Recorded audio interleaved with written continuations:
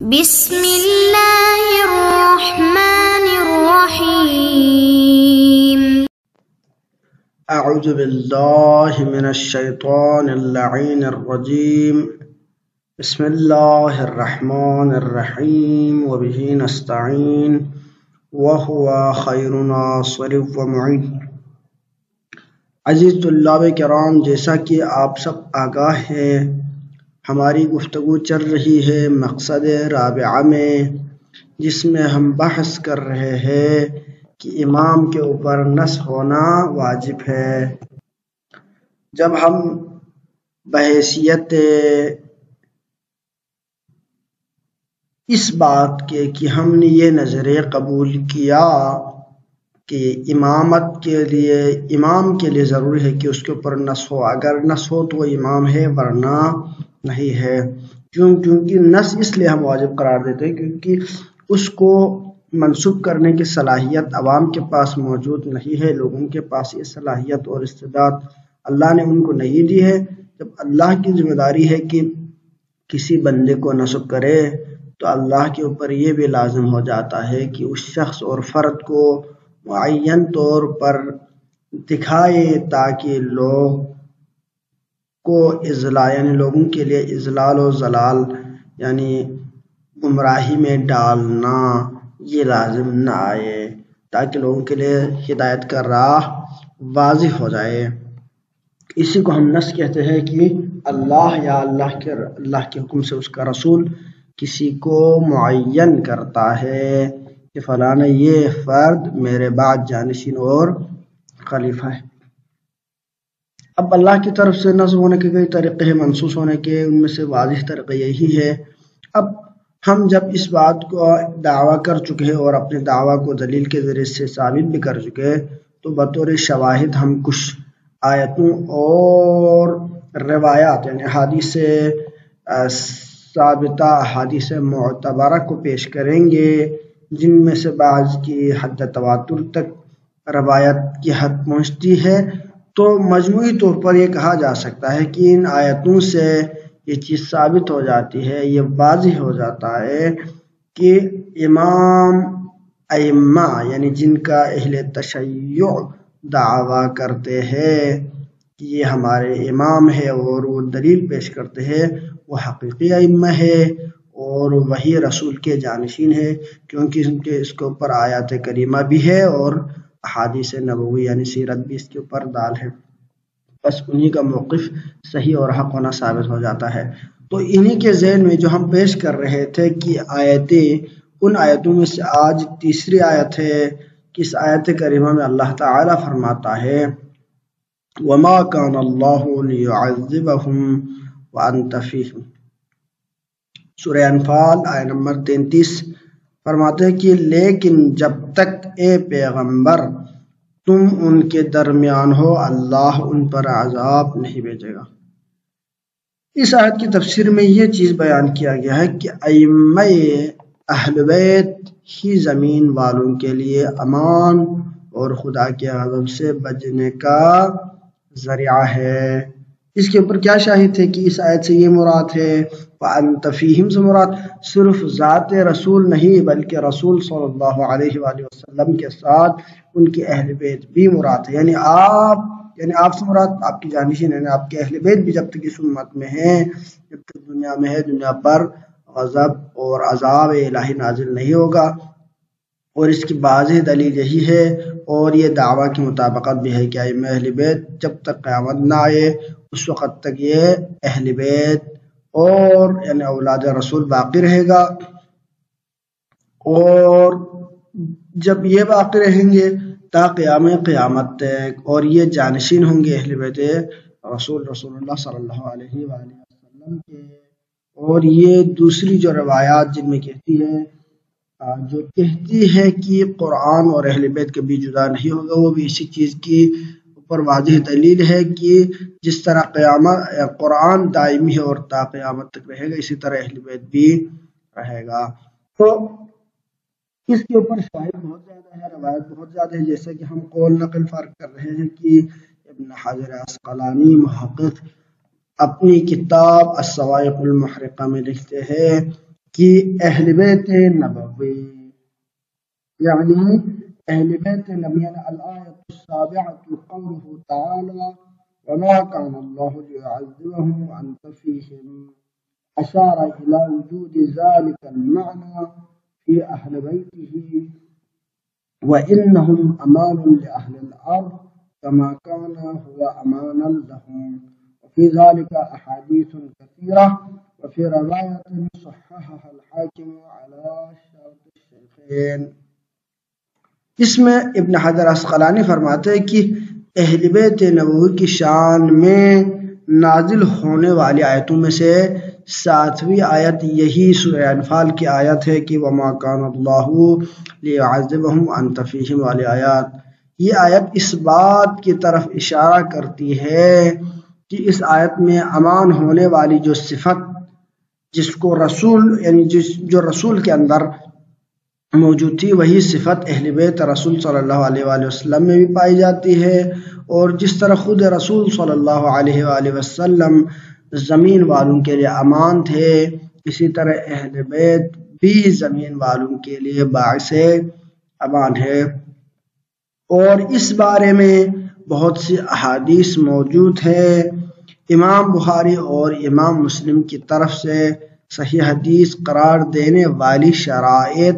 کے مطابق حاکم نے اس روایت کو صحیح قرار دیا. لہذا یہ روایت صحیحہ بھی ہے اور اس کے معنی بھی دال ہے اور اس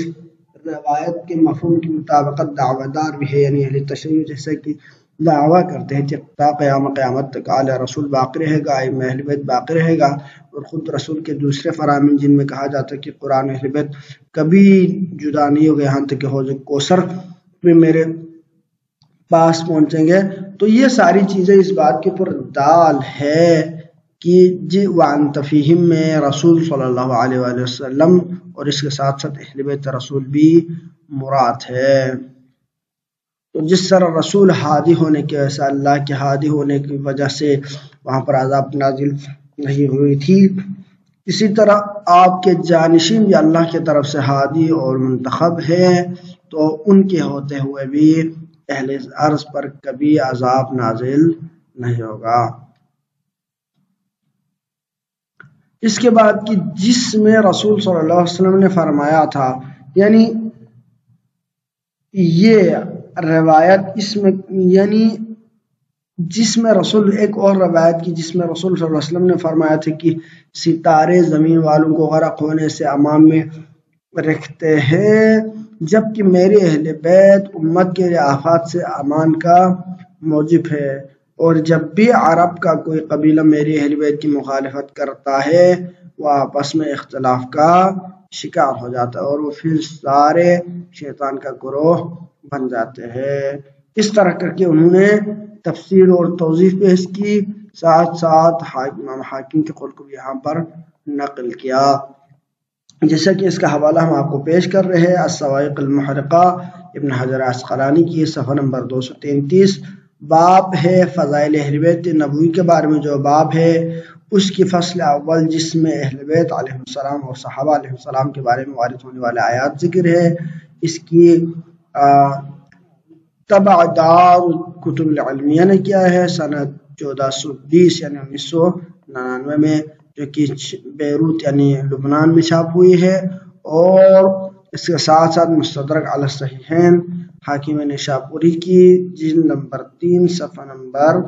359 تو 360 تک اور حدیث نمبر جیسا کہ یہاں پر بیان کیا گیا ہے. تو یعنی اس سے یہ بات واضح ہو جاتی کہ جس طرح رسول ہادی ہونے کی وجہ سے اور لوگوں کو ان کی وجہ سے عذاب ان کے اوپر نازل نہیں ہوتا اسی طرح آل رسول بھی ہے یعنی آل رسول کے جانشین ہے. ابن حجر عسقلانی ایک دوسری جگہ پر فرماتے ہیں کہ اہل بیت نبوی کی فضیلت میں 12ویں حدیث ابو یعلا نے سلمہ بن اکوع سے نقل کیا ہے. وہ روایت کیا ہے؟ وہ روایت میں آپ کو اس کی جو عربی عبارت ہے وہ کچھ یوں ہے اخرج ابو یعلا عن سلمہ بن اکوع ان النبی صلی اللہ علیہ وآلہ وسلم قال النجوم النجوم، یعنی یہاں پر عربی عبارت جگہ کم ہونے کی وجہ سے ہم نے یہاں پہ پیش نہیں کی. عربی عبارت میں آپ کو پڑھ رہا ہوں، آپ اس کو سرچ کرنے کے لیے استعمال کر سکتے ہیں، لیکن یہاں پر جو پیش کی گئی ہے وہ صرف ترجمہ تاکہ سمجھنے میں طلاب کے لیے آسانی ہو. تو فرماتے ہیں کہ